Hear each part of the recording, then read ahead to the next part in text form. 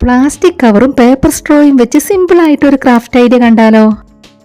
Plastic കവറിൽ നിന്നും ഇതുപോലൊരു പീസ് കട്ട് ചെയ്തെടുത്തിട്ടുണ്ട്. ഇനി നമുക്ക് ഇവിടെ ആയിട്ട് സ്ട്രോയിൽ ഗ്ലൂ അപ്ലൈ ചെയ്ത് കൊടുത്തൊന്ന് ഒട്ടിച്ചെടുക്കാം. ഒട്ടിച്ചെടുത്തതിന് ശേഷം ഇതുപോലെ നമുക്കതൊന്ന് റോൾ ചെയ്തെടുക്കണം. അതിനുശേഷം ഇതുപോലെ നമ്മളതൊന്ന് വളച്ചു കൊടുക്കുന്നുണ്ട്. നമ്മളൊരു ഫ്ലവറിന്റെ ഇതളാണ് ഇത് വെച്ച് ചെയ്തെടുക്കുന്നത്. അപ്പൊ നമുക്ക് ഇതുപോലെയാണ് ഇതള് ചെയ്തെടുക്കേണ്ടത്.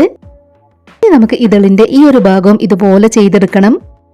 ഇപ്പൊ നമുക്കത് ഫ്ലവറിന്റെ ഇതളിന്റെ ഷേപ്പിൽ കിട്ടിയിട്ടുണ്ട്. ഇനി നമുക്ക് ഇവിടെ ആയിട്ട് നൂല് വെച്ചൊന്ന് കെട്ടിക്കൊടുക്കാം. ഇതിന്റെ ഈ ഒരു ഭാഗം നമ്മൾ കട്ട് ചെയ്ത് കളയാണ്. ഇതുപോലെയുള്ള 6 ഇതളുകളാണ് നമ്മൾ ഇവിടെ ചെയ്തെടുത്തിട്ടുള്ളത്. വീണ്ടും നമ്മളിവിടെ ഒരു പ്ലാസ്റ്റിക് കവർ എടുത്തിട്ടുണ്ട്, ഒരു ഈർക്കളിയും എടുത്തിട്ടുണ്ട്. പ്ലാസ്റ്റിക് കവറിൽ നിന്നും ഇതുപോലൊരു പീസ് കട്ട് ചെയ്തെടുത്തു. ഇനി നമ്മൾ എടുത്തിട്ടുണ്ടായിരുന്ന കോട്ടനും ഈർക്കളിയും പ്ലാസ്റ്റിക് കവറിന്റെ പീസിനകത്തേക്ക് വെച്ച് കൊടുത്ത് ഇതുപോലെ ചെയ്തെടുത്തു. ഇനി നമ്മളത് നൂല് വെച്ചൊന്ന് കെട്ടിക്കൊടുക്കുകയാണ്. ഇനി നമുക്ക് ഇതിന് ചുറ്റുമായിട്ട് നമ്മൾ ചെയ്ത് വെച്ചിട്ടുള്ള ഓരോ ഇതളുകളും വെച്ച് കെട്ടിക്കൊടുക്കണം. ഓരോ ഇതളുകളുടെയും ഗ്യാപ്പിൽ നമ്മൾ ഗ്ലൂ അപ്ലൈ ചെയ്ത് കൊടുത്ത് ഒന്ന് ഒട്ടിച്ചെടുത്തിട്ടുണ്ട്. ഇനി നമ്മുടെ ഫ്ലവറിന്റെ തണ്ടിൽ നമുക്ക് ഗ്രീൻ ടാപ്പും കൂടെ ഒന്ന് ചുറ്റി കൊടുക്കാം. സിമ്പിളായി ചെയ്തെടുക്കാവുന്ന ഈ ഒരു ഫ്ലവർ പറ്റുന്നവരൊക്കെ ഒന്ന് ട്രൈ ചെയ്ത് നോക്കണേ.